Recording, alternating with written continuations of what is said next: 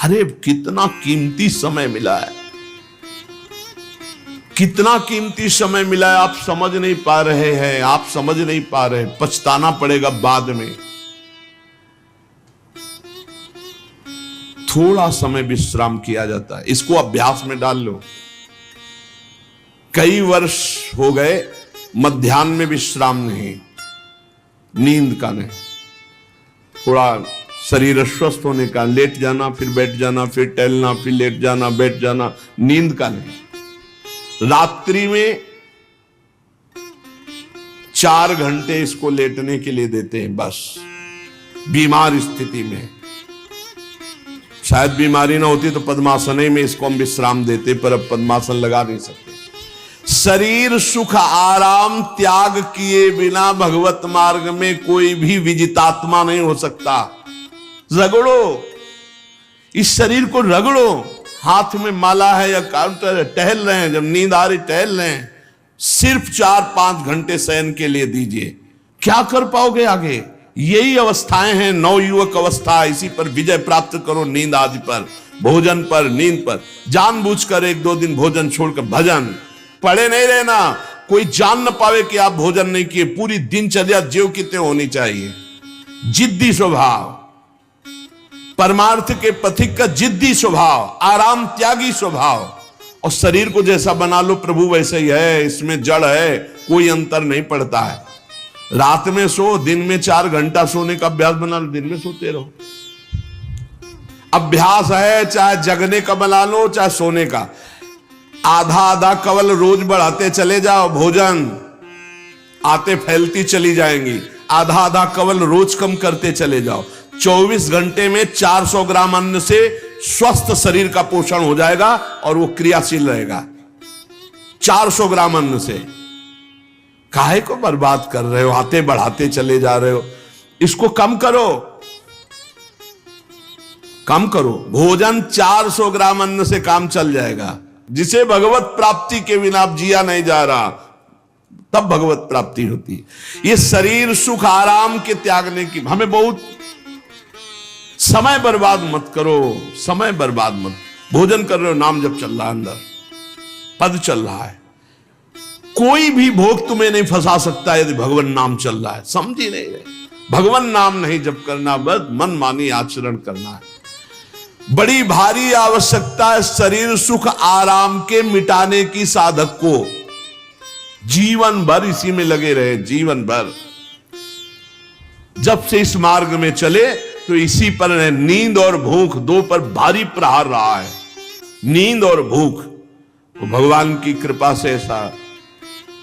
अब तो बहुत भारी रोग से ग्रसित है। लेकिन पीछे मुरारी शरण आए और कहा अल्ट्रासाउंड कराने चलना है, डॉक्टर ने बोला है, तो आज कुछ खाना नहीं। हम कहा आज की बात कर रहे हो? 3-4 दिन से कुछ नहीं गया। जब डॉक्टर वहां देखा तो बोला बाबा पानी पे रहते हो क्या? जो वैसे किया, जानबूझ करके मधुकरी नहीं जाना, 3-4 दिन नहीं पाना। अब देखते हैं भजन कैसे होता है। और यह अभ्यास बचपन से, भूखे रह करके, सर्दी में, गर्मी में, बीमारी में, हर स्थिति में भजन नहीं छूटना, दिनचर्या नहीं छूटनी। शयन में जो तुम्हें सुख मिलता है वो तमोगुणी नींद का है। जागृत होकर भजन में अगर समय व्यतीत कर दो, हाँ, जीवन आनंद में। शरीर सुख आराम को नष्ट करने की जरूरत है साधक को। दिन में सोना बंद करो। जो रात्रि में जगते हैं वो सो सकते हैं आधा टाइम। आधा टाइम सोने का टाइम 4 घंटे, तो 2 घंटे विश्राम कर लो। और रात्रि में ऐसी सेवाएं करो कि 1-2 घंटा उसमें विश्राम कर लो। 4 घंटे से काम। और जो रात्रि में चैन से सोते हैं, दिन में मत सो। दिन में टहलो, माला लो और अपने ही कमरे में टहलो, बंद करके कमरा, अपने ही अंदर टहलो, खूब नाम जप करो, मंत्र जप करो। देखो कैसा आनंद आता है कि अरे तेरा समय जा रहा है, पता नहीं आगे कौन सा रोग आ जाएगा, कौन सी घटना घट जाएगी, तू भजन करने लायक रहे या ना रहे। आज भजन कर लेगा तो कल, बता रहे हैं ना, हर समय मन उत्साहित रहता है। तभी हम कह रहे कि भजन करोगे तो मरते दम तक तुम्हारा उत्साह नष्ट नहीं होगा, उत्साह संपन्न। कितना आनंद रहता है। मन से भगवत आराधना शुरू हो जाती है, मन से पाठ शुरू हो जाता है, मन से परिक्रमा शुरू हो जाती है। हमें लगना है, आराम शब्द जीवन में नहीं। सीधी बात समझो, जब तक भगवत प्राप्ति नहीं तब तक आराम नहीं। राम काज कीन्हे बिनु मोहि कहां विश्राम। बिल्कुल जिद्दी स्वभाव बनाना पड़ेगा। शरीर, आलस्य, प्रमाद, भोग, नाना प्रकार की खान पान सामग्री, तो भगवान कहते फिर मेरी प्राप्ति, विजितात्मा बनो। आराम है, राम काज कीन्हे बिनु मोहि कहां विश्राम। समुद्र पार कर रहे, मैनाक जी प्रकट हो गए, थोड़ा विश्राम कर लो। बोले नहीं, राम काज कीन्हे बिनु मोहि कहां विश्राम। मोहि कहां विश्राम। सेवक सुख चाह, मान भिखारी, व्यसनी धन, शुभ गति व्यभिचारी, कभी नहीं। सर्वभूतात्म भूतात्मा, संपूर्ण प्राणियों के साथ आत्मवत व्यवहार करे, सब में मेरा प्रभु विराजमान है। जैसे हमारे किसी शरीर के अंग में चोट लग जाए तो हमें ही लगती है, ऐसे संपूर्ण चराचर जगत में जब हम किसी को दुखी देखे तो हमारा हृदय दुखी हो जाए। कैसे इसके दुख को, इसे सर्वभूतात्म भूतात्मा कहते हैं। जो योगी होता है उस सबको सुख पहुंचाने की चेष्टा करता है, किसी को भी दुखी देखकर उसका हृदय व्याकुल हो जाता है। साधन में स्वाभाविक प्रवृत्ति नहीं होती, लगाना पड़ता है, इसलिए उद्देश्य दृढ़ रखो। अब हमको इसी जन्म में भगवत प्राप्ति करनी है। हम प्रियालाल की शरण में हैं। हमारा एक एक मिनट बड़ा कीमती है। हर मिनट में, हर सेकंड में हमें नाम जप करना है और प्रभु के भरोसे रहना है। कम सोना है, कम खाना है, कम बोलना है। तीन बातें पकड़ो। कम सोना, इसका अभ्यास बना लो। कम खाना, इसका अभ्यास बना लो। और कम बोलना, इसका अभ्यास। ये तीन बातें जीवन में साधक के बिल्कुल सरलता पूर्वक आ जानी चाहिए।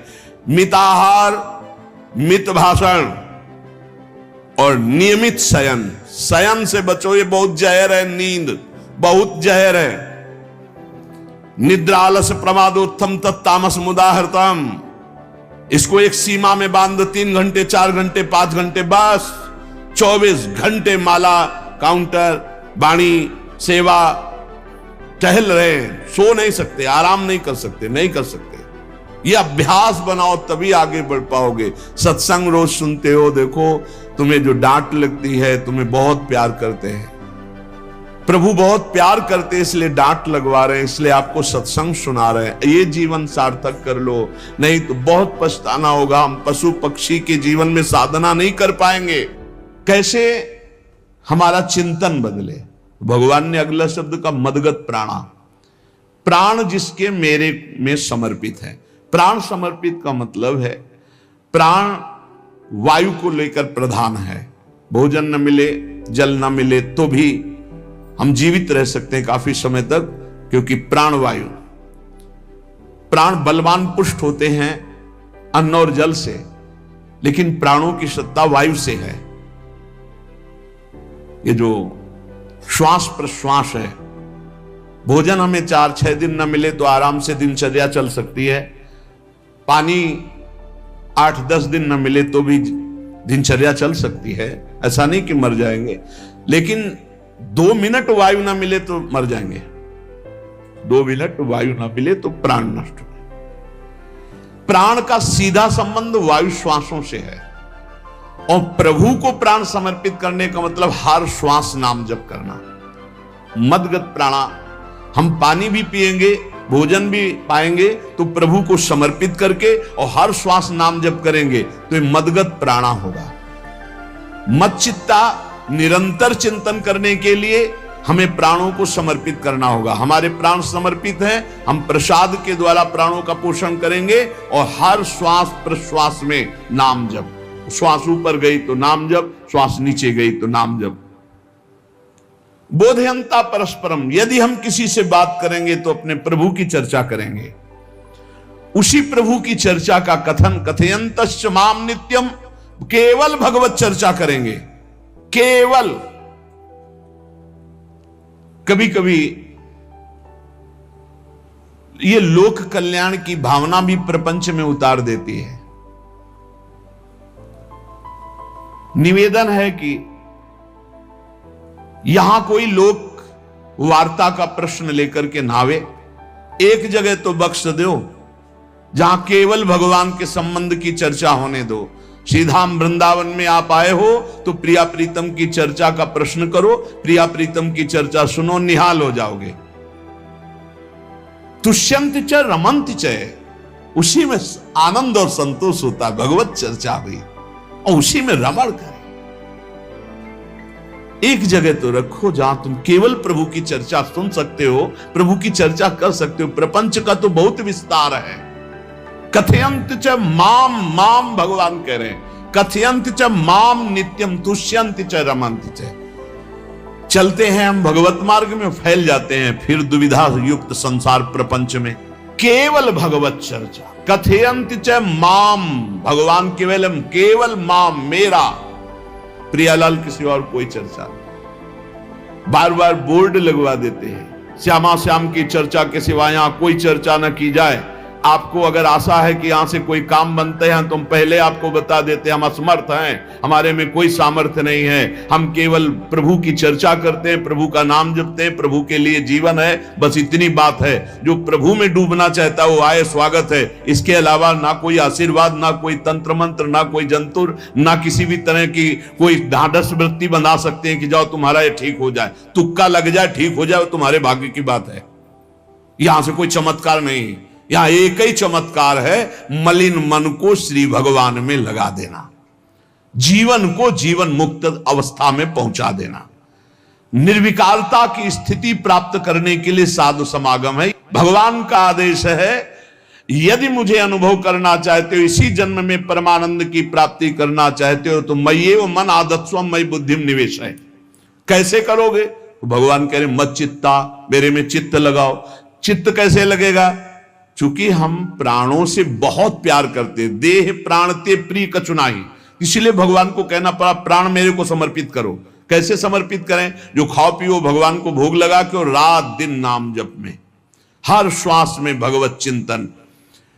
अगर वार्ता करनी तो बोधयंता परस्परम कथयंतश्च माम नित्यम, केवल मेरी चर्चा। बड़ा दुर्लभ हो रहा है, भगवत चर्चा होना बड़ा दुर्लभ हो रहा है। भैया ये सब सुनहु भरत भावी प्रबल, बिलख कहो मुनिनाथ, हानि लाभ जीवन मरण जस अपजस विधिहात। जब कर्मों का फल भोगने का आया तो महात्मा जी, और जब पाप कर्म करने जा रहे थे तो पूछ लेते हमसे कि हम पाप कर्म करने जा रहे हैं, आपकी अनुमति है क्या? तब नहीं, तब किसी न भगवान की याद की न गुरु की याद की, मनमानी आचरण किए। तो अब भोग आया है, अब भोग लो, उसको भोगना पड़ेगा, वो यहीं मिलेगा तुम्हें। पति पत्नी परिवार संसार मित्र, इन्हीं में सब कलह अशांति मारपीट नाना प्रकार का, अरे पूछो मत। भगवान के चरणों का जब तक आश्रय नहीं लोगे तो यहां का ये प्रेम विवाह, यहां का प्रेम तुम्हें शांति प्रदान नहीं कर सकता। भगवत भाव रखोगे, हर परिस्थिति को शांति पूर्वक निर्वाह। ये जीवन काटना भी एक कला है। मनुष्य जीवन कोई पशु जीवन नहीं है। अगर अध्यात्म नहीं तो आप इसको जी नहीं सकते, आप इस जीवन को नहीं जी सकते। अशांत रहोगे, क्लेशित रहोगे, परेशान रहोगे। जीवन की कला है द्वंद्वों में समता, संपूर्ण जगत में रहते हुए ममता रहित हो जाना, संपूर्ण क्रियाएं करते हुए अहंकार रहित हो जाना, अभी जीवन मुक्तता का आनंद आ जाए। तो मच्चित्ता मदगत प्राणा बोधयंता परस्परम कथयंत च माम नित्यम तुष्यंत च रमंत च। हमारा उद्देश्य भगवत प्राप्ति का है। जो भगवत संबंध से भगवत प्राप्ति करना चाहता है उसके लिए दरबार खुला है, फ्री है, कोई फीस नहीं है, कोई शर्त नहीं है। तुम कौन हो, कहां के हो, कोई मतलब नहीं। आपका केवल संबंध भगवान के संबंध से वार्ता होगी तो यहां हो सकती है। इसलिए सावधानी होकर हमारे समय को निरर्थक ना किया जाए। बहुत कीमती समय, जब प्रश्न होता है तो फिर उस पर चर्चा करनी ही होती है। हमें सिर्फ भगवान का आदेश है, कथयंतश्च माम नित्यम तुष्यन्ति च रमन्ति च। उसी में संतोष करना, उसी में रमण करना है। हमारा भरण पोषण श्री प्रिया जी से होता है, किसी व्यक्ति से नहीं होता है। हमारे यहां श्री श्यामा श्याम विराजमान है, उनका पूरा जगत है। तुम्हारी बुद्धि में मेड़ है, भेदभाव है, उनके लिए भेदभाव नहीं। सब मम प्रिय, सब मम उपजाए, तो हम अपने स्वामी के अनुसार चलेंगे। सब मेरे प्राणनाथ श्यामा श्याम के जन है, कोई भी हो, इतना ना छोटा ना इतना बड़ा, ना इतना प्रिय ना इतना अप्रिय, सब बराबर है। एक तरफ चाहे गुणात्मा, गुण से युक्त महात्मा, और एक चाहे दुरात्मा, दुर्गुणों से युक्त, दोनों को ऐसे दुलार करके श्री जी की तरफ बढ़ाने वाला मार्ग, ये मार्ग यहाँ का है। कथयंत माम नित्यम तुष्यंत च रमंत च तेषाम सतत युक्तानाम भजताम प्रीति पूर्वकम। जो सतत प्रेम पूर्वक मेरा भजन करता है, भगवान करे ददामि बुद्धि योगम तम, उसकी बुद्धि का योग मैं करा देता हूं। ये खास बात हुई, लगाने की चेष्टा हमने की मन बुद्धि को, और भगवान आकर मन बुद्धि में विराजमान हो गए। तेषामेवानुकंपार्थ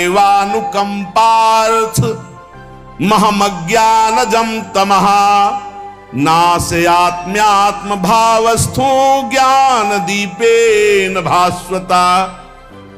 भगवान कृपा करके उसके हृदय में ज्ञान प्रकाशित कर दिया। जब कोई सतत भजन करता है, प्राण प्रभु को समर्पित कर देता है, चित्त प्रभु में लगाए हुए प्रभु की चर्चा, भगवान उसके अंदर ज्ञान प्रकाशित कर देते, तो वो अनात्म भाव जो देह भाव था उसका नाश हुआ और वो भगवत भाव में स्थित हो जाता है। भगवान कह रहे हैं मत चित्तः सर्वदुर्गाणि मत प्रसादात् तरिष्यसि। जब कोई मेरे में चित्त लगाता है तो मेरी कृपा से सारे दुर्गुणों का नाश हो जाता है। महात्मा तो भगवान बनाते हैं। करो सत्य ते साधु समाना, मैं उसे साधु बनाऊं। हमारा कर्तव्य, हमारा चित्त प्रभु में लग जाए। मेरा चिंतन करो, भगवान का आदेश है, बस खास बात है चिंतन। हमारी प्रारंभ से विशेष श्रद्धा इसी बात में रही गुरु शब्द पे कि रात दिन कोई भी चेतना युक्त क्षण ऐसा ना जाए जिसमें भगवत विमुखता हो। बस इसी बात की साधना जीवन भर रही। प्रारंभ में गुरुदेव ने कह दिया जब तक चेतना है तुम्हारे में तो तुम्हारा जागृत अवस्था का चेतना युक्त एक भी क्षण व्यर्थ नहीं जाना चाहे। तो गुरु कृपा से यही प्रयास रहा है कि हमारा एक भी मिनट भगवान से विमुख न जाए। पूर्व में ऐसी स्वभाव वृत्ति बनाई थी कि लोगों को ये शंका होती थी कि ये बोल पाते हैं कि नहीं बोल पाते हैं, अर्थात इनके वाणी है कि नहीं है, मूक मौन, जटाओं का बोझा, एक वस्त्र, बस शांत। बुलाया गया, घंटा बजा तो पहुंच गए, प्रसाद लिए, उसमें एकांत, हर समय मंत्राग। कथा में बैठे हैं, अनुकूल वचन आया तो सुन लिया, नहीं पूरा का पूरा सत्संग ऐसे ही चला गया। हमारा मंत्र चल रहा है, एक क्षण भी मंत्र से बिलग नहीं। हमारा कर्तव्य है केवल चिंतन करोगे तो अभी मुक्त हो, अभी परिणाम में नहीं। अभी हम राधा बोल रहे हैं, अभी प्राण निकले, अभी श्री जी के पास पहुंच जाएंगे। भगवान की कृपा का बल और साधन का तुम्हारा पूरा प्रयास प्रयत्न, ध्यान रखो, दो से सिद्धि प्राप्त होती है। भगवान की कृपा का बल और आपकी पूरी साधना का प्रयास प्रयत्न, कायरता नहीं। भगवान की कृपा का बल और तुम्हारा पूरा प्रयास, पूरा प्रयत्न। देखो भगवान की दर्शन वृत्ति हृदय में जागृत हुई ध्रुव जी के पद को लेकर, कामना को लेकर। मैं भगवान का साक्षात्कार करूंगा, उनसे वरदान मांगूंगा कि मुझे सबसे श्रेष्ठ पदवी की प्राप्ति हो। चले, भगवान नारद जी मिले। पहला प्रलोभन, चलो अभी तुम्हें इस सम्राट पद पर नकार दिया। फिर भय, सांप हैं, बीछी हैं, जंगल के बड़े, और फिर यक्ष राक्षस, न जाने कौन कौन है। तुम अभी बालक हो, तुम्हें खा जाएंगे, तुम क्या तपस्या करोगे, क्या भजन। नहीं, इससे भी नहीं डिगे, कुछ भी हो, कदम वापस नहीं जाएंगे, अब तो हरि की प्राप्ति। तो गुरु मंत्र दे दिया। 6 महीने बहुत ही देह भाव रहित होकर उच्च कोटि की साधना की। बालक होने पर यही मथुरा में, मधुपुरी में देह भाव रहित होकर के, क्योंकि जंगल में ऐसे ऐसे मच्छर बड़े बड़े ना, एक मच्छर मारे तो पूरा होश खराब हो जाए, पूरी चेतना जागृत। तो उस 5 वर्ष के राजकुमार के शरीर में कितने मच्छर चिपके रहे होंगे, क्या क्या भयावह। हमने तो सेनपुर में देखा, आसन लगाए बैठे, काला नाग सांप ऐसे फुसकार रहा है। पूरा दृढ़ निश्चय है कि अगर ये काटने का समय है तो काट लेगा, नहीं काटना तो बिल्कुल नहीं काटेगा, बैठे रहो। वो ऐसे पास से निकल गए, छाती से भी निकल गए हैं। निश्चय कि अगर काटना है काटना। सैकड़ों बिच्छू कभी ऐसे डंक नहीं मारा। और अगर काटना हो मारना हो ना तो बढ़िया महल में बैठे हो तो वहां जाके काट लेंगे। ध्रुव जी अपनी निष्ठा से कभी नहीं विचलित हुए। अब जब भगवान सामने आए तो आखिरकार 5 वर्ष के बालक घबरा गए। भगवान का तेज, भगवान का रूप, भगवान की महिमा। भगवान मुस्कुराए, कृपा दृष्टि से देखे, बल मिला, भगवान को देख पा रहे हैं। अब मन में आया कि मैं स्तुति कैसे करूं, क्योंकि कोई ज्ञान तो है नहीं। भजन किया, भगवान की प्राप्ति हो रही, लेकिन अब कोई ऐसा ज्ञान तो है नहीं जिससे भगवान का स्तवन करे। भगवान की तरफ देख करके कुछ कहना चाहते हैं, पर क्या भगवान को कहें ये ज्ञान नहीं। तो भगवान ने अपने ज्ञान स्वरूप शंख का ध्रुव जी के कपोल पे स्पर्श करा दिया। जो भगवान कह रहे, ज्ञान तो मेरी कृपा से होता है। अभी पीछे इस श्लोक में भगवान ने कहा, तेसा मेवानुकंपार्थ महमक ज्ञानजम तमह नाशयाम्यात्म भावस्थो। अनात्म भाव का ये जो आत्मस्वरूप अनात्म देह में भाव आ गया है, इसके नाश का जो ज्ञान होता है ये भगवान की कृपा से होता है। जे भी संग छुआया दिव्य ज्ञान और भगवान की दिव्य स्तुति की। तो ये देखा जाता है कि भगवान की कृपा से ही साधक में दिव्यता आती है, दिव्य ज्ञान आते हैं। पर प्रयत्न अपना होना चाहिए। प्रयत्न था तभी तपस्या में आए, नहीं तो प्रलोभन में फंस जाते या भय में डर जाते। ना प्रलोभन में फंसे चक्रवर्ती सम्राट पद देने पर, और ना भय में फंसे कि सांप बिच्छी और सिंह खा जाएगा, इससे भयभीत नहीं हुए। और प्रयत्न इतनी जोर का किया, आप भागवत में पढ़ लीजिए, देह भाव रहित होकर कितना कठोर तप, 6 महीने में भगवत साक्षात्कार। आत्मबल, भगवत कृपा बल। ये मन है बहुत डराता है, कैसे जिएंगे, बुढ़ापे में कौन सेवा करेगा, क्या दुनिया का प्रपंच खड़ा कर देता है। इसको इसी ज्ञान से काटो। भगवान है ना, भगवान सब करे। भगवान के लिए हमने जीवन दिया है, ये जीवन भगवान के लिए हार। अरे दिव्य हो जाओगे, रिद्धियां सिद्धियां हाथ जोड़े खड़ी रहेंगी। भगवान जानते हो क्या भगवान है। हम एक बार भगवान के नाम पर अपने आप को न्यौछावर तो करके देखें, पर यह अहंकारी जीव मानता नहीं है। ये अहंकार का बल लिए रहता है। आसुरी प्रकृति है ये अहंकार। अहंकारम बलम दर्पम कामम क्रोधम च संश्रिताः। जिसके अंदर ये आसुरी प्रवृत्ति अहंकार होता है, उसमें काम क्रोध लोभ ये भरपूर होते हैं। कहां से भगवत प्राप्ति हो। जहां ये दुश्मन रहते हैं वो घर तो तुमने सुरक्षित दे रखा है दुश्मनों को। आसुरी प्रकृति को तुमने, अहंकार को अपना स्वामित्व दे रखा है। मैं वो अहंकार जिसके साथ प्रकृति लगती है। जब अहंकार और बढ़ जाता है तो ईश्वरोहम अहम भोगी सिद्धोहम बलवान सुखी।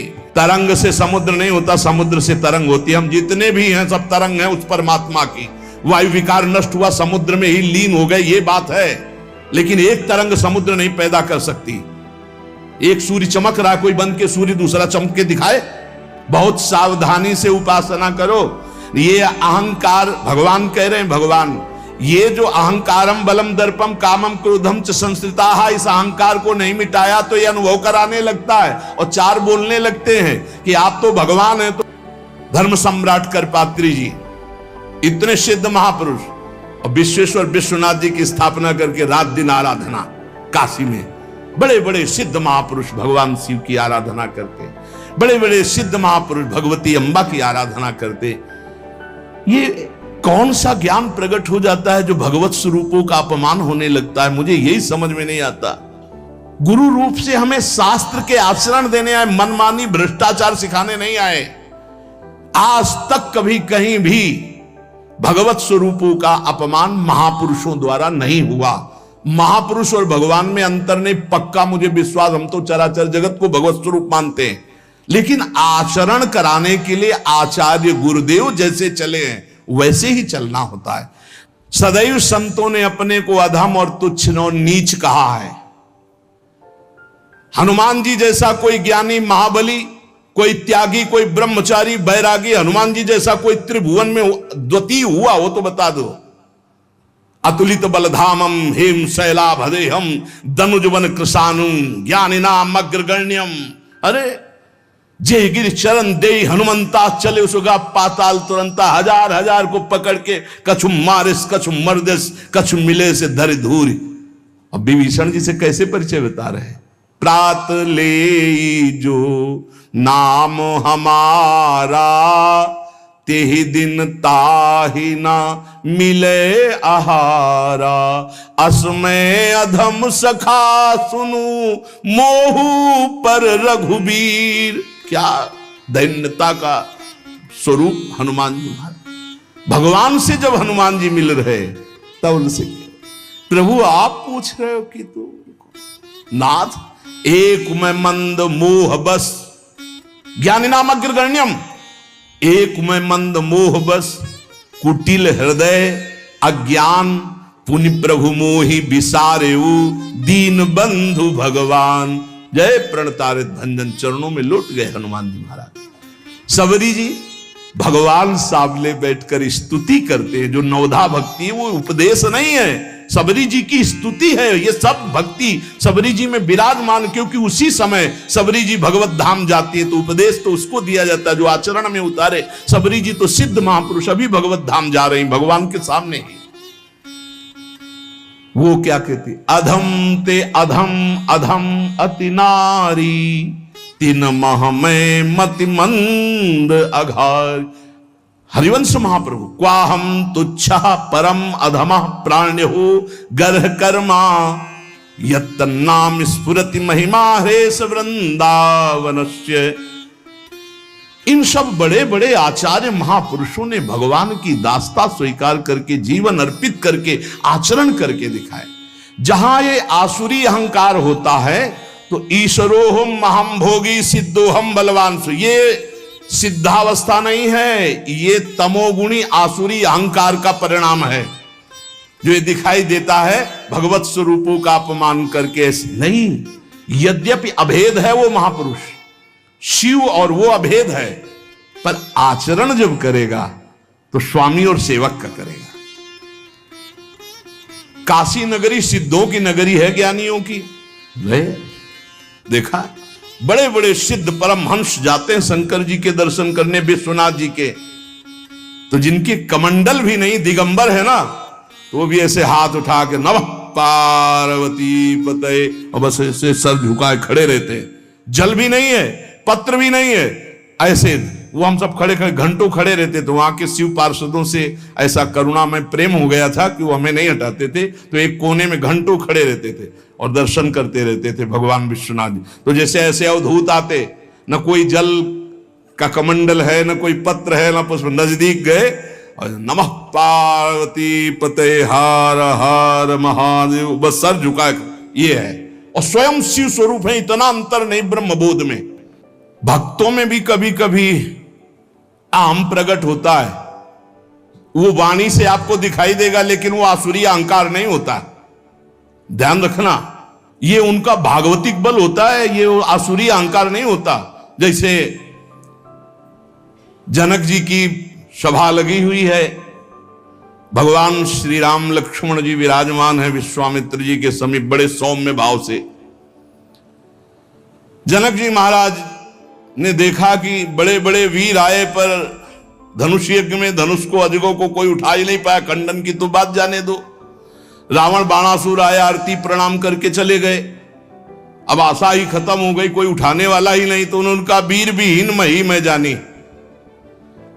अब मैं आज जान गया कि पृथ्वी वीरों से रहित हो गई। अगर मैं ऐसा जानता कि इस भूमंडल में कोई वीर ही नहीं अजगों का खंडन करने वाला, तो मैं ऐसा प्रण नहीं लेता, मेरी जान की कुंवारी रह जाएगी। ऐसे विकल होके वीर विहीन मही मैं जानी। जनक जी ने इतनी बात जे भी कही तो लक्ष्मण जी कूद पड़े सिंह शावक की तरह उछलकर और कहा कि जहां रघुकुल भूषण भगवान श्री राम विराजमान हो जनक, ये बड़ी तुमने निराशापूर्ण बात कैसे कह दी? तुमने ऐसी बात कह दी जहां रघुकुल भूषण भगवान श्री राम विराजमान है। ताल ठोकी और कहा अगर इनका इशारा हो जाए, समझो, जो तुम्हारी अनुशासन पाओ, कंदुकियू ब्रह्मांड उठाओ, काचे घट जिमी डारो फोरी, सकऊं मेरु मूलक जिमी तोरी, कमल नाल जिमी चाप चढ़ाऊं, जो जन सत प्रमाण ले धाऊं। हे जनक, जहां रघुनाथ जी विराजमान होते वहां ऐसी बात नहीं कहते, तुमने ऐसी बात कैसे कह दी? अगर मेरे स्वामी का आदेश हो जाए अभी तो पूरे ब्रह्मांड को कच्चे घड़े की तरह तोड़ दूं।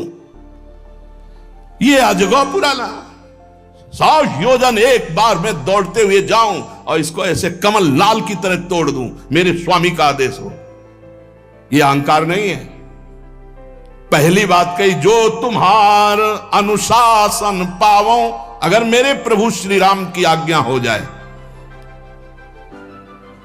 और लक्ष्मण जी ने एक बात और कही कि तोरों छत्रक दंड जिमि तव प्रताप बलनाथ, आज के बाद कभी धनुष स्पर्श नहीं करूंगा यदि मेरी बात झूठी हो जाए। आपके प्रताप से इसे बरसाती छत्ते की तरह तोड़ दूं इस अजगौ को, अगर आपका आदेश हो। तव प्रताप बलनाथ, यह अहंकार नहीं है, यह भक्त का भगवत प्रताप है।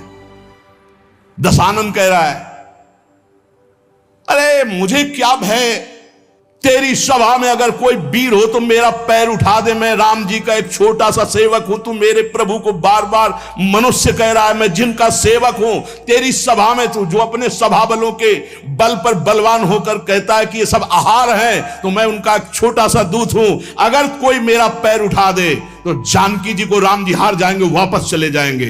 राम प्रताप सुमिरपन रूपा। सभा में पैर हाहाकार मच गया।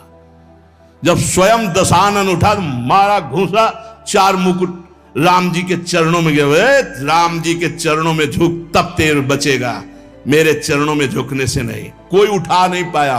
ये अंगत का अहंकार नहीं, ये भक्त का भगवत प्रताप होता है। राम प्रताप सुमेरी पर्ण रूपा। राम प्रताप हरिवंश प्रताप जानत है, हरिवंश प्रबोध प्रमाणत है, हरिवंश सर्वस्व है तिनके, सुख संपत्ति दंपति जो जिनके। लक्ष्मण जी कह रहे, सकौ मेरु मूलक जिमितोरी, जैसे मूली तोड़ दिया जाता 4 लाख योजन का सोने का पहाड़ सुमेरु, ऐसे उखाड़ के तोड़ के फेंक दूं। भगवान अपार सामर्थ्यशाली, और जो भगवान में चित्त जोड़े अपार सामर्थ्यशाली। हम लोग कभी कभी अहंकार और प्रताप के भेद को नहीं समझ पाते। महापुरुषों में अहंकार नहीं होता, वो भगवत प्रताप होता है। जो आसुरी अहंकार है वो तो भगवान की शरणागति से नष्ट हो जाता है। भगवान का प्रताप भक्तों के जीवन में उदय होता है। भगवान बहुत कृपालु हैं, बड़ी करुणा की है, अपना मार्ग हमें देने के लिए सत्संग दे रहे हैं। कथन श्रवण का सौभाग्य मिला है।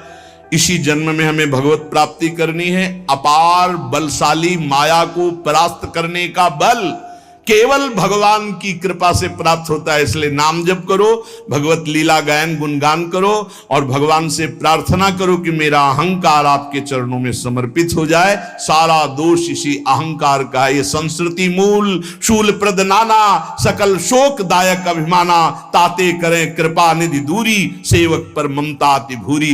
हमारे ऊपर बहुत प्यार है प्रभु का, हम उस प्यार के बल से अहंकार को प्रभु के चरणों में समर्पित करके इसी जन्म में जीवन मुक्त हो जाए। शेष चर्चा आगे। श्री राधा वल्लभ लाल की जय। श्रीपाद प्रबोधानंद जी महाराज कह रहे हैं, हे भाई, देखो इतने बड़े महापुरुष संबोधन कर रहे हैं, हे भाई, अर्थात बहुत प्रियता से कह रहे हैं, बहुत अपनेपन से कह रहे हैं, अपने लोगों को समझाने के लिए कि हे भाई, ये जो लोक में तुम्हारी इच्छा है कि मेरा नाम हो जाए, मेरी यश कीर्ति हो जाए, मेरा सम्मान हो जाए, मैं सबसे बड़ा बन जाऊं। एक माया का भ्रमात्मक जाल है जिसमें फंसकर तुम नाना प्रकार की योनियों को प्राप्त होगे, मुक्त नहीं हो पाओगे। इसलिए इस लोक ऐषणा का त्याग कर दो। लोक ऐषणा, जो कंचन विजयी होते हैं, कामिनी पर विजय प्राप्त कर लेते हैं, वो भी लोक ऐषणा में गिर जाते हैं। ये बड़ी भारी खाई है माया की, जिसे मान सम्मान कहते हैं, जिसे यश कीर्ति कहते हैं। इसकी चाह में बड़ी बड़ी साधनाओं की बलि चढ़ा दी जाती है, बड़ी बड़ी तपस्याओं को न्यौछावर कर दिया जाता है, केवल अपने नाम के लिए, अपनी प्रशंसा के लिए, अपनी बड़ाई के लिए। हाथ कुछ नहीं लगता। जो प्रशंसा मान सम्मान का भोक्ता बन गया, वो भगवान की प्राप्ति की योग्यता खो देता है। इसीलिए श्रीपाद करें, न लोकम, लोक ऐषणा की तरफ अपनी वृत्ति जो जा रही है उसको हटाओ। ये सबके अंदर होती है। कुछ तो ऐसा करूं जिससे लोग हमें जाने। भगवान को तो जानना नहीं चाहते, तुम्हें क्या जान लेंगे? भगवान का तो सब नाम जप नहीं पा रहे, तुम्हारा नाम कौन लेगा? कितने बड़े बड़े चक्रवर्ती सम्राट हुए, बड़े बड़े महल, बड़े बलवान, कौन जानता है? बहुत बहुत इतिहास के पन्नों में लिखे पड़े हैं।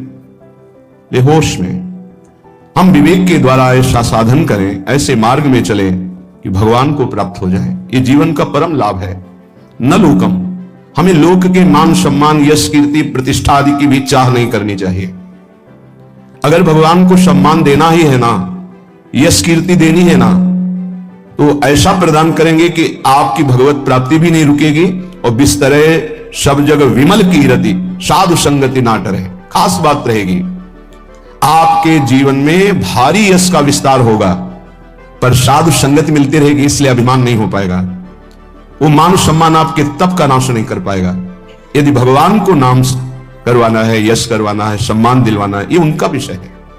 अपने तो दैन्य रहे, अपने तो सम्मानम कल्याति घोर गर्णम नीचापमानम सुधा, सम्मान को विष समझे और नीच पुरुषों द्वारा किए हुए अपमान को अमृत समझे, तब राधा माधव में प्रीति होती है। क्योंकि देहाभिमान ही प्रीति में बाधक है। जब हमारा सम्मान होता है तो देहाभिमान पुष्ट होता है, और जब अपमान होता है तो भगवान की शरणागति पुष्ट होती है। ये सिद्धांत है, ये बाहरी बहिर्मुख पुरुष नहीं समझ पाएंगे। कोई हमारा अपमान करे तो हमें लाभ मिलेगा, छाती जलती है, उसको तो दंड देना चाहिए जो अपमान करे। यह अज्ञान है, ये परमार्थ का मार्ग नहीं है। आप जहां बैठे हैं, जो सुन रहे हैं, यह शुद्ध अध्यात्म है, भगवत मार्ग है।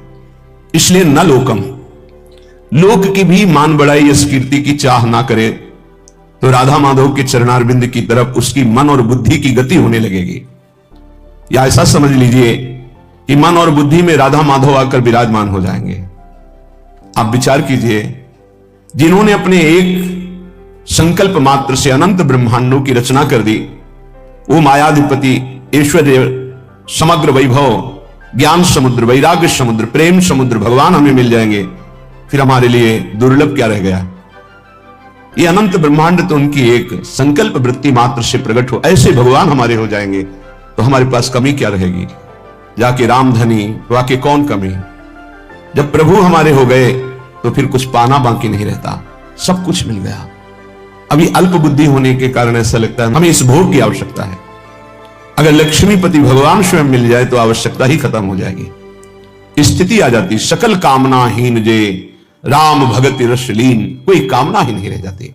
आप कामनाओं में सुख ढूंढ रहे हैं, और जबकि कामनाओं में सुख की आकांक्षा करके कर्म करते हुए दुख भोग रहे हैं, इसका मतलब सही मार्ग नहीं है। निष्कामता में जो परम सुख है वो केवल अध्यात्म मार्ग का पथिक ही समझ पाता है। संसार मार्ग का पथिक तो सकामता में ही भटकता रहता है। आगे कह रहे, न धर्मम, जो धर्म देह से संबंध रखता है, लोक से संबंध रखता है, उसका जब हम पूर्णतया पालन करते हैं तो परम धर्म की प्राप्ति होती है।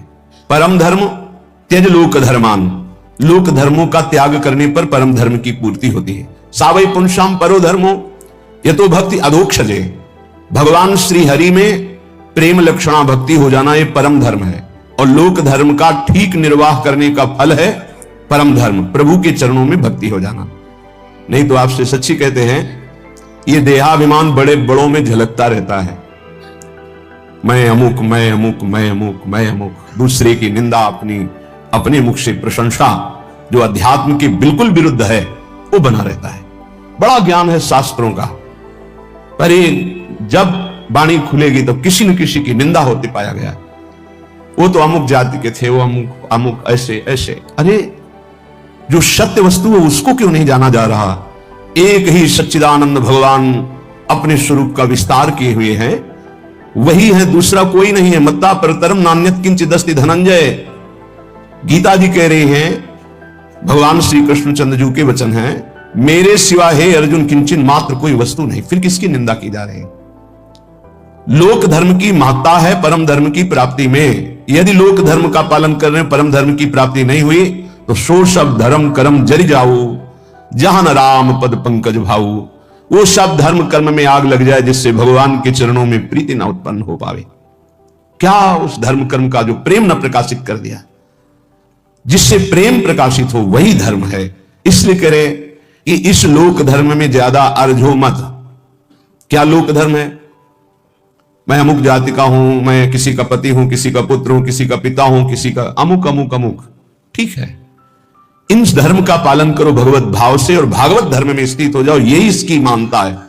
अगर केवल इतना ही करते रहे और प्रभु के चरणों में प्रीति नहीं, तो विश्वास कीजिए आपके हाथ में जो सत्य वस्तु प्राप्त करने के लिए मानव देह लगी थी, कुछ नहीं लगेगा। ये बहुत बार पति पुत्र परिवार ये सब खेल लाखों करोड़ों बार हो चुके हैं। हाथ आज क्या लगा है आपके? फिर वही नई सृष्टि, नया पढ़ाई, नई नौकरी, नई बैंक बैलेंस, फिर मरो फिर नया वही। कब तक चलता रहेगा? इसलिए न धर्मम, हम ऐसे धर्म को बराबर जीवन में पालन करें जिससे परम धर्म प्रकट हो। वो धर्म किस काम का जो परम धर्म से वंचित कर दे। इसलिए पति में भगवत भावना, पत्नी में भगवत भावना, पुत्र में भगवत भावना, माता पिता में भगवत भावना, अब ये आपको भागवत धर्म में स्थित कर देगा। मोह से तो सब कोई अपने परिवार में आसक्त है, भगवत भाव से तब बात बनती है। श्रीपाद करे न गे हम, घर में विशेष आसक्ति मत करो। घर में श्री ठाकुर जी विराजमान कर लो। घर को ठाकुर जी का महल समझो, आप अपने को सेवक समझो, परिवार वालों को ठाकुर जी के जन समझो। नाथ सकल संपदा तुम्हारी, मैं सेवक समेत सुत नारी। तुम्हारा घर ही तीर्थ हो गया, तुम्हारा घर ही भगवान का मंदिर बन गया। जो रसोई में बने सबसे पहले ठाकुर जी को अर्पित करो। देखो तुम्हारा जीवन कितना उन्नति में, कितना शांत, कितना सुखद जीवन हो जाएगा। पापाचरण ही अशांति दुख क्लेश देते हैं, धर्माचरण ही सुख शांति देता है। कभी कभी भ्रम हो जाता है, धर्माचरण करने वाले में बड़ी दुख विपत्ति देखी जाती है और पापाचरण करने वाले में बड़ी उन्नति देखी जाती है। तो इसका आंतरिक रहस्य है कि अभी ये धर्माचरण कर रहा है, पीछे उसने जो पापाचरण किए हैं उनका फल लागू हो चुका है उसके ऊपर, इसलिए धर्माचरण करते हुए वो दुख भोग रहा है। और जहां दुख पापाचरण द्वारा प्रदत्त खत्म हुआ और इसके धर्म का प्रभाव आएगा, ये चमक उठेगा, इसका जीवन आनंदमय हो जाएगा। और जो पापाचरण करके उन्नति को दिखाई दे रहा है, उसका पुण्य फल लागू हो चुका है। जहां पुण्य नष्ट हुआ और वर्तमान का पाप और भूत का पाप दोनों जुड़ेंगे तो ये नष्ट हो जाएगा। इस रहस्य को समझें। इसको ऐसा ना माने कि पाप आत्माजन बड़ी उन्नति को प्राप्त होते हैं, पुण्य आत्माजन दुख को भोगते हैं, ऐसा सिद्धांत नहीं है। उसके रहस्य को ना जानने के कारण अज्ञानी जन ऐसा कहते हैं। श्रीपाद करे गृह में भी आसक्ति मत हो। क्यों? घर में आसक्ति अगर कर लोगे, ऐसी आसक्ति सुनी जाती, अरे हमने इतनी मेहनत करके घर बनाया, अब तो एक एक दीवार की ईंट में हमारी आसक्ति है, तो छिपकली बनकर उसी में आओगे, उसी घर में रहेंगे। अरे भाई, जब ये घर अपना नहीं है, पांच भौतिक, ये छूट जाता है, इसको आग लगा दी जाती है, तो और कौन सा घर अपने साथ चलेगा? इसलिए जैसे हम रह रहे हैं, घर ठाकुर जी का है, सेवक हैं, अपना समय व्यतीत कर रहे हैं, भगवत प्राप्ति के लिए मानव देह मिला है तो धर्म पूर्वक आचरण करते हैं, नाम जप करते हैं, धर्म पूर्वक धन कमाते हैं, परिवार रूपी भगवान की सेवा करते हैं। घर में भगवान विराजमान है, मकान भगवान का। जैसे भक्तजन अपने मकान का नाम है प्रिया कुंज, श्यामा कुंज। ये प्रिया जी का कुंज है, ये श्यामा जी का है, हम तो सेवक हैं। तो घर की अहम वृत्ति मम वृत्ति का नाश हो गया। एक एक बात को समझ जाओगे तो भगवत प्राप्ति बहुत सरल हो जाएगी। न लोकम, न धर्मम, न गेहम और न देहम। ये शरीर जिसको हम इतना प्यार करते हैं कि मैं मानते हैं, ये केवल क्लेश ही क्लेश दे रहा है। यदि भजन ना हुआ तो इसका कोई महत्व नहीं। कहां गई हमारी वो बाल्यावस्था, कहां गई हमारी यौवन अवस्था? नाना प्रकार से इसको दुलार किया, इसको प्यार किया, इसको मैं माना, और ये दुख ही दुख दे रहा है। प्रतिक्षण क्षीण हो रहा है, ये नष्ट हो जाएगा। आज दिखाई दे रहा है चलता फिरता बोलता, कल इसका अस्तित्व ही नहीं रहेगा, मिट्टी में मिल जाएगा। इसलिए इस देह का अभिमान मत करो। ये देह तुम्हारा अविनाशी नहीं है, कुछ समय का है। बहुत होश में, बहुत होश में। इससे पाप मत करो, किसी को दुख मत दो, मनमानी आचरण मत करो, शरीर पोषण के लिए अन्य जीवों की हत्या करके मांस मत खाओ, प्रमाद स्थिति पागलपन बढ़ाने के लिए शराब मत पियो। ये वो बुद्धि भ्रष्ट कर देती है जो नरक ले जाती है। पराई माता बहनों की तरफ गंदी दृष्टि, पाप आत्मा का भाव मत करो। ये मनुष्य देह केवल पवित्र आचरण करके, धर्माचरण करके भगवत प्राप्ति के लिए मिला है सबको। इसमें ऐसा नहीं कि अमुक प्राप्ति नहीं कर सकता, नहीं। कोई भी हो, पुरुष हो, स्त्री हो, बालक हो, बूढ़ा हो, कोई भी वर्ण का हो, कहीं का भी हो, कैसा भी हो, सबको चांस है भगवत प्राप्ति का। मानव देह मात्र को अधिकार है भगवत प्राप्ति करने का, क्योंकि अन्य योनियों में विवेक नहीं होता, इसलिए वो उपदेश धारण नहीं कर सकते, वो भजन साधन नहीं कर सकते। हाँ, भगवत कृपा से यदि संयोग बन जाए तो अन्य योनियों में भी कल्याण हो जाता है।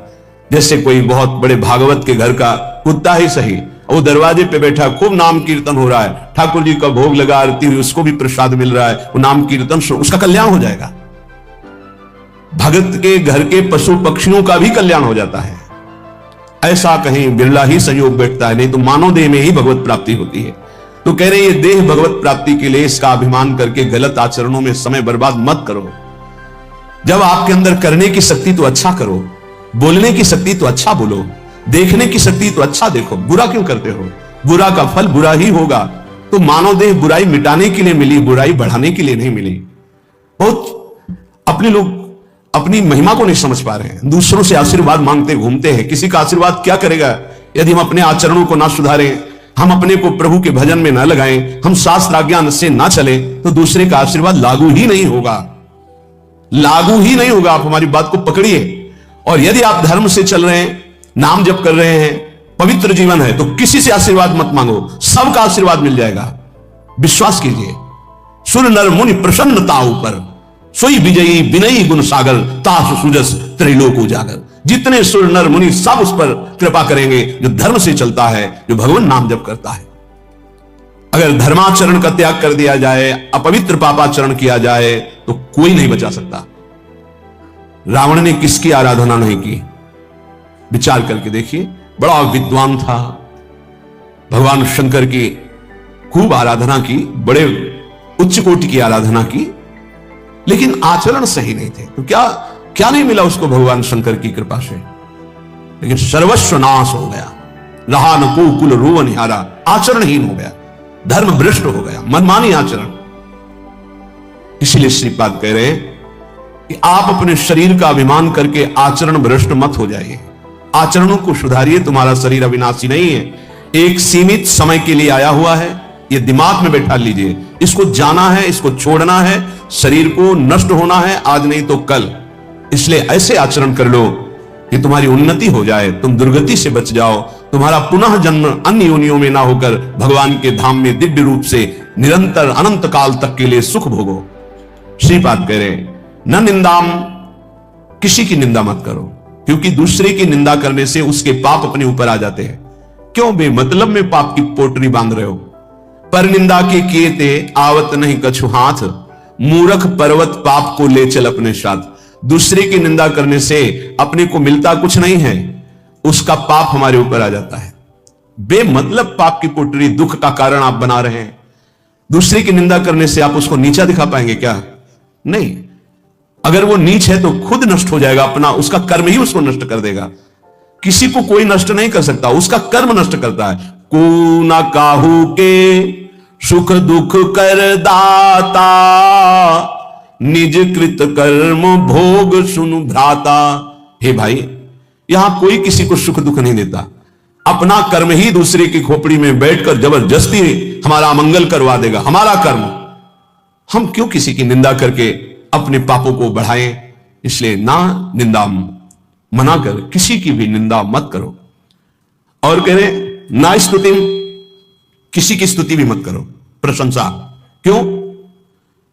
क्योंकि किसी व्यक्ति के गुण से प्रभावित होना संसारिकता है। गुणमानी संसार, सेवकवाणी, गुणमानी संसार और सकल गुण प्रीत बिन।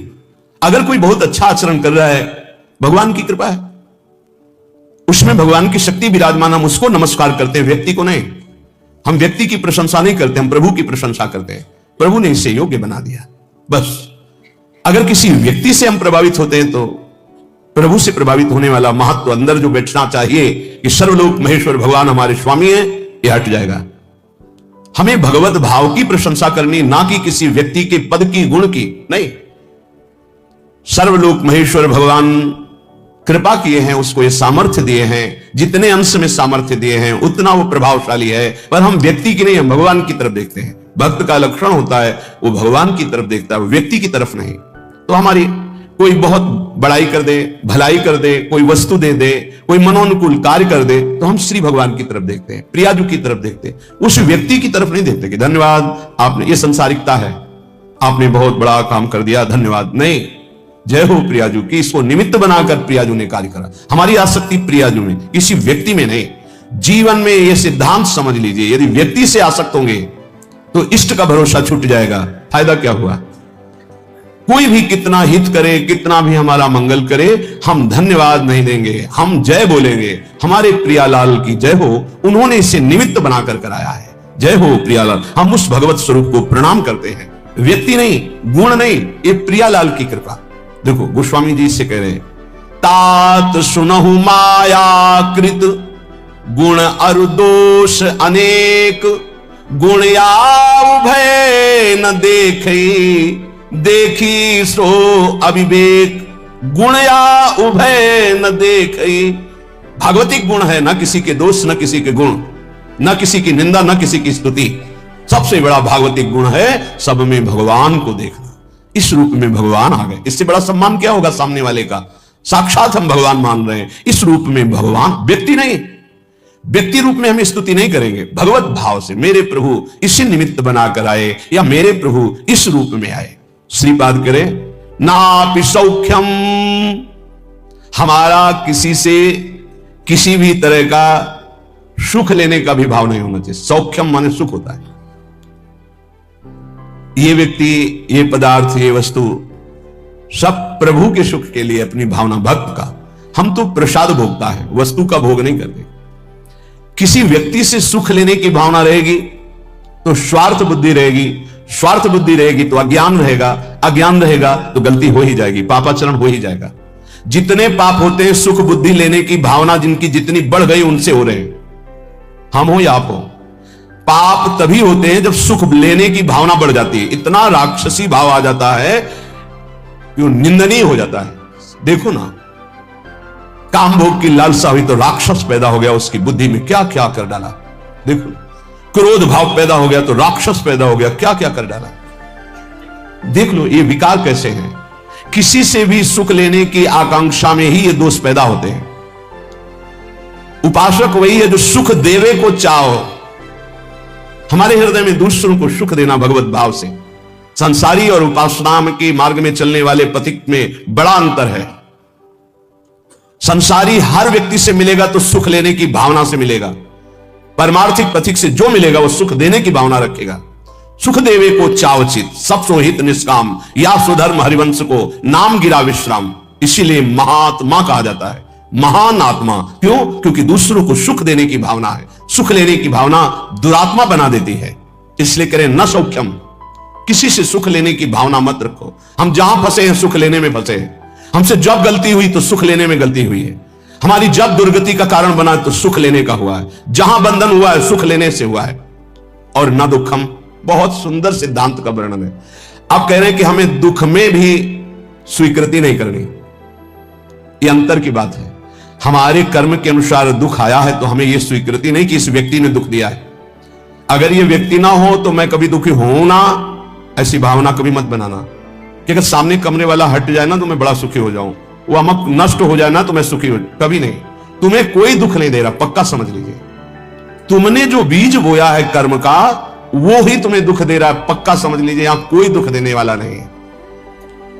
ना दुखम, एक तो ये। दूसरा, हमारे कर्म के कई रूप होते हैं। एक होता है व्यक्ति के ऊपर बैठकर कर्म दंड दिलाता है, और एक होता है घटना बनता है, और एक होता है रोग बनता है।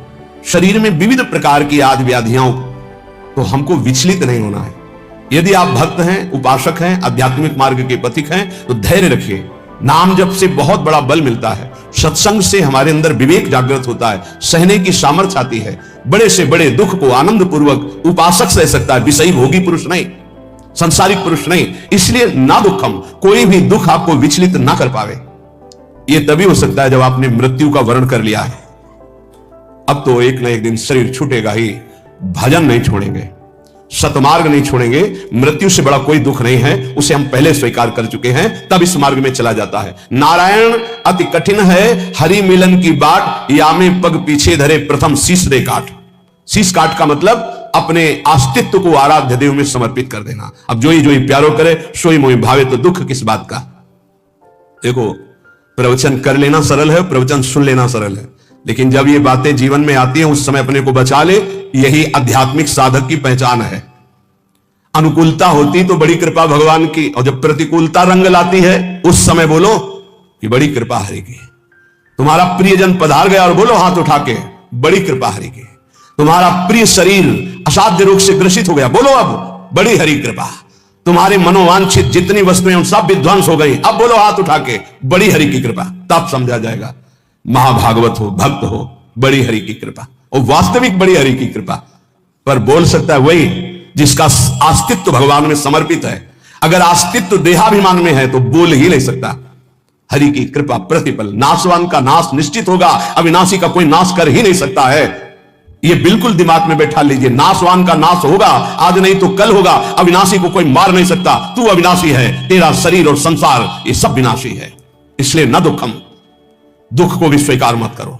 ना मैं कभी रोगी था, ना मैं कभी रोगी होऊंगा, ना मैं कभी दुखी था, ना मैं कभी दुखी होऊंगा। मैं आनंद सिंधु का बच्चा हूं और आनंद में ही रहता हूं। ये जो आनंद सिंधु सुख राशि प्रभु है, उन्हीं का ईश्वर अंश जीव अविनाशी चेतन अमल सहज सुख राशि। पर कई मिनट रुकते हो अपने स्वरूप में, एक सेकेंड नहीं, इसी देह में रहते हो हर समय, देह भाव में। इसीलिए सुख दुख निंदा स्तुति मान अपमान इनका प्रभाव खोखला किए दे रहा है। चिंता शोक भय ये जलाए दे रहे हैं। श्रीपाद कह रहे विजानन किमप्युन्मदः प्रेम माध्या गृह ग्रस्तवत कर ही वृंदावने श्याम। अब मेरी बात मान लो, अगर ये जो स्थिति ऊपर वर्णन की गई है इसमें स्थित होना चाहते हो तो सीधा वृंदावन का आश्रय ले लो। सीधा वृंदावन रसिकों का संग कराएगा, सत्संग से विवेक उत्पन्न होगा, विवेक की सामर्थ्य से तुम इनसे बच जाओगे। और नाम जब से अनिर्वचनीय प्रेम मधु का पान करने को मिलेगा, जिससे प्रेम माध्या ग्रह ग्रस्तवत, जैसे कोई नशे में हो कुछ सूझता नहीं है, ऐसे ही जब प्रेम का नशा चढ़ेगा तो कुछ नहीं सूझता।